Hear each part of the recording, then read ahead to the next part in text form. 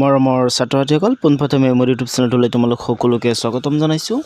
আজিৰ এইটো ভিডিঅ'ত আমি আলোচনা কৰিম ক্লাছ 6ৰ সমাজ বিজ্ঞানৰ পাঠ 10 আদি প্ৰস্তৰ যুগ এই পাঠটিৰ অনুশীলনীৰ প্ৰশ্নোত্তৰসমূহ। ছাত্ৰ-ছাত্ৰীসকল এয়া হৈছে তোমালোকৰ অনুশীলনী। 1 নম্বৰত দিছে উত্তৰ লিখা।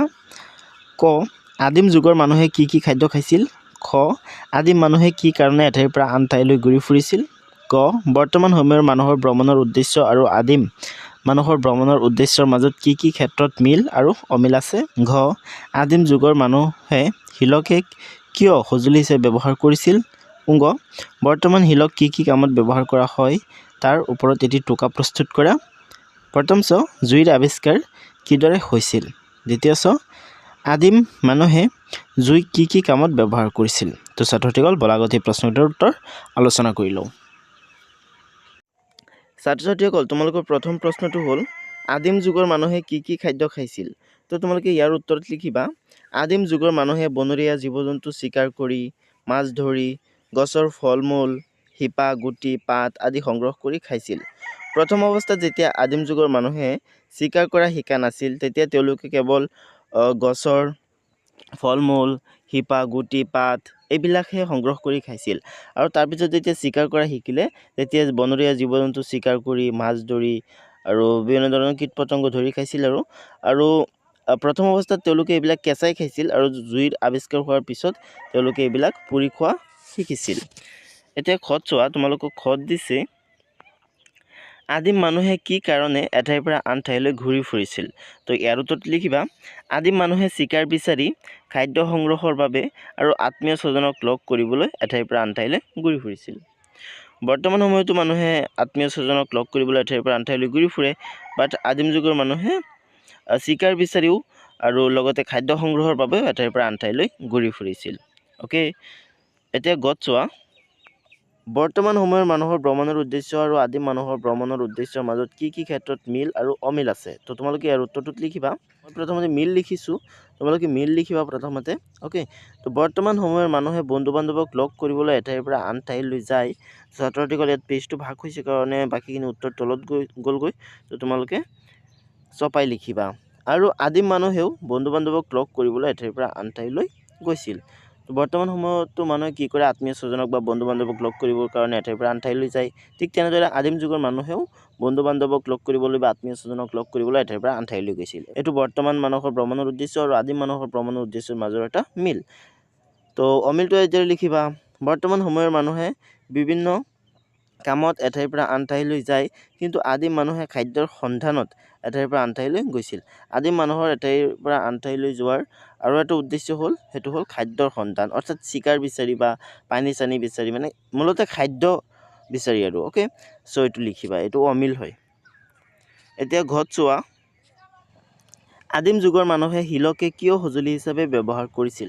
তোমালোকে ইয়াৰ উত্তৰটোত লিখিবা আদিম যুগৰ মানুহৰ জীৱন যথেষ্ট কঠিন আছিল। তেওঁলোকে মাছ মাংস কাটিবলৈ, গছৰ বাকলি আৰু জীৱ-জন্তুৰ ছাল এৰুৱাবলৈ, গছৰ শিপা খান্দিবলৈ আৰু চিকাৰ কৰিবলৈ শিলকে সঁজুলি হিচাপে ব্যৱহাৰ কৰিছিল। ছাত্ৰ-ছাত্ৰীসকল এই ঘৰুৱা কাম কাজবিলাক কৰিবৰ কাৰণে মানুহৰ কোনো সা-সঁজুলি নাছিল, সেইকাৰণে আদিম যুগৰ মানুহে শিলকে এই ঘৰুৱা কাম কাজবিলাক কৰিবৰ কাৰণে ব্যৱহাৰ কৰিছিল সঁজুলি হিচাপে। অ'কে, তো উত্তৰটো ধুনীয়াকৈ লিখিবা। উত্তৰটো একেবাৰে মই চিম্পলকৈ লিখিছোঁ।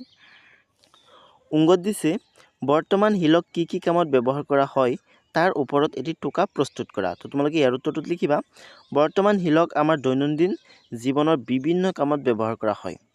তাৰ ভিতৰত প্ৰধানকৈ ঘৰ নিৰ্মাণ কাৰ্য, দলং নিৰ্মাণ কাৰ্য, মথাউৰি আদিত বান্ধ দিয়া কাৰ্য, ৰাস্তা ঘাট নিৰ্মাণ কাৰ্য আদিত ব্যৱহাৰ কৰা হয়। আগৰ দিনত মানুহে কেৱল শিলক সঁজুলি হিচাপে ব্যৱহাৰ কৰিছিল, বাট আজিকালি মানুহে ঘৰ নিৰ্মাণ কৰিবৰ কাৰণে, দলং নিৰ্মাণ কৰিবৰ কাৰণে, মথাউৰি বান্ধিবৰ কাৰণে, ৰাস্তা ঘাট নিৰ্মাণ কৰিবৰ কাৰণে শিলক ব্যৱহাৰ কৰে। অ'কে, চ' বহুত উন্নত হৈ গ'ল ন। এতিয়া প্ৰথম শ্বট চোৱা, তোমালোকক প্ৰথম শ্বট দিছে জুইৰ আৱিষ্কাৰ কিদৰে হৈছিল।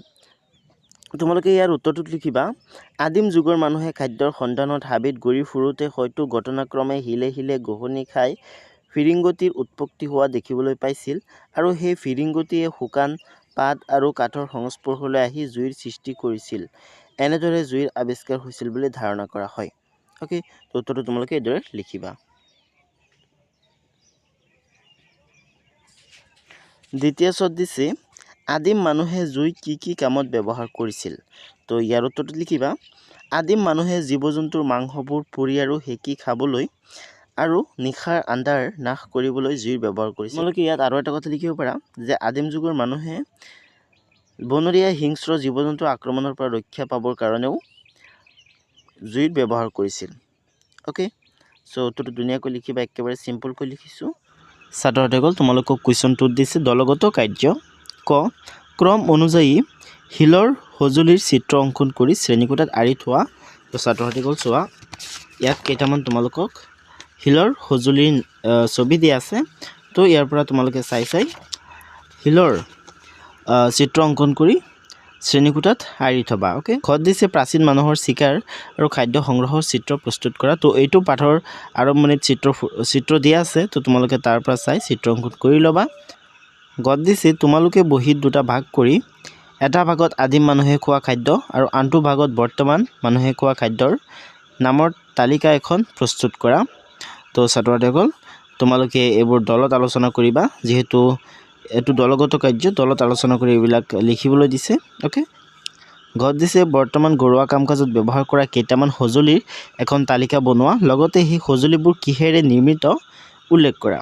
অ'কে, তো ছাত্ৰসকল এইকেইটা তোমালোকে দলত আলোচনা কৰি লিখিবা। অ'কে, আৰু চিত্ৰকেইটা অংকন কৰিবা। এইটো প্ৰশ্ন উত্তৰ মই লিখি দিম। আদিম মানুহে সংগ্ৰহ কৰা খাদ্য কিয় সাঁচি থোৱা নাছিল ব্যাখ্যা কৰা। তো তোমালোকে এইটো প্ৰশ্ন উত্তৰ এইদৰে লিখিবা। আদিম মানুহে সংগ্ৰহ কৰা খাদ্য সাঁচি থোৱাৰ প্ৰয়োজন বোধ কৰা নাছিল। তাৰোপৰি সাঁচি ৰখাৰ সুব্যৱস্থাও নাছিল।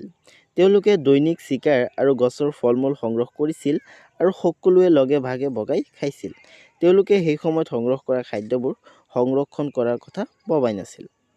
তো মৰমৰ ছাত্ৰ-ছাত্ৰীসকল, ভিডিঅ'টো ভাল লাগিলে চেনেলটো ছাবস্ক্ৰাইব কৰিবলৈ নাপাহৰিবা। আজিৰ ভিডিঅ'টো ইমান আছিলে, পৰৱৰ্তী ভিডিঅ'ত আকৌ লগ পাম। আজিৰ ভিডিঅ'টো চোৱাৰ বাবে ধন্যবাদ।